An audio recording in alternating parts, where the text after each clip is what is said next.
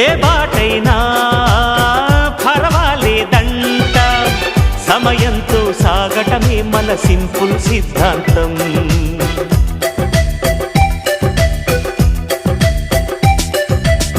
చిరుగాలికి పరిమళమిచ్చే సిరిమల్లెల వనమై ఉందాం, గగనాన్ని నేలను కలిపే హరివిల్లుల వంతెన అవుదాం.